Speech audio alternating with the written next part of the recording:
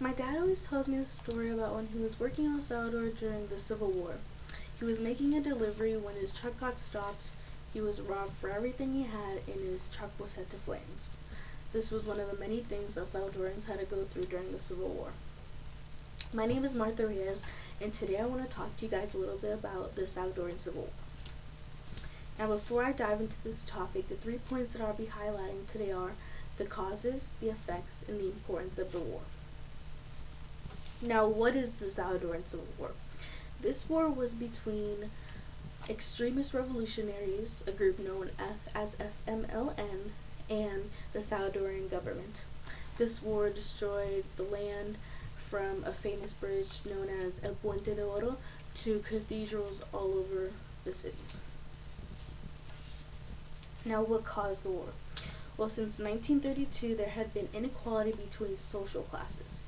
The public was under military control, who had ties with the rich people in power. Therefore, the rich people in power were favored over everyone else in El Salvador, especially people in poverty. So therefore, the inequality between rich people and poor people was something that had the people of El Salvador very tense and very unhappy with the way life was. With this conflict already brewing, the assassination of Archbishop Oscar Romero was the breaking point and ultimately the start of the Salvadoran Civil War. Now you may ask, what happens next? What happens after the flames subsided, after the ashes had fallen? What was left of the Salvadoran people? Well, according to the Center of Justice and Accountability, 75,000 people died during 12 years of war, and according to immigrantinfo.org, written by Teresa Castellanos, 20% to 30% of the population had to flee the country because of fears of being prosecuted. Now you're asking, well, why is any of this important? Well, just like many Salvadorians, my dad never expected to have to get up and move his whole life to a new country, where he had to learn a new language, new culture, new everything. I interviewed my dad, Jose Reyes, and asked him what he felt was the importance and the impact of the war. He answered, "Though there was violence and death, the whole point of the war was to fight for what was right. Poor people wanted to live the lives they knew they deserved, but to get those lives, they had to fight the fight.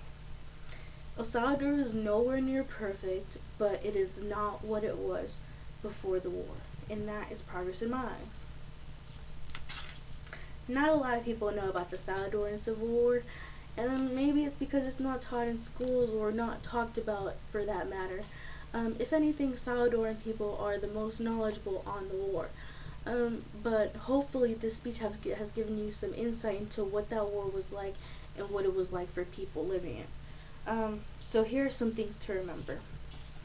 The causes leading up to the war were the inequality between social classes, the rich and the poor, the powerful and the not powerful.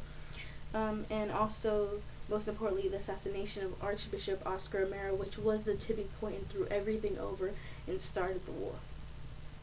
Some effects were the migration of Salvadoran people to the United States and the many deaths of the war.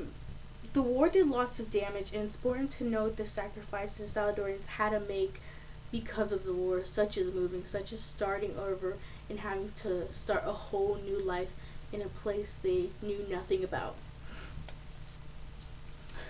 Lots of wars are important, and we learn about lots of wars in schools, but it's important to not look past some wars just because they didn't directly affect us.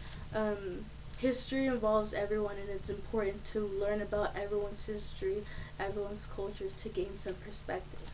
I hope that this speech gave you some perspective on a little history about the Salvadoran Civil War, some history into my family, and hopefully it'll lead you to learning some new history of other things you might not thought you would have learned about. So thank you for listening, and my name is Martha Reyes.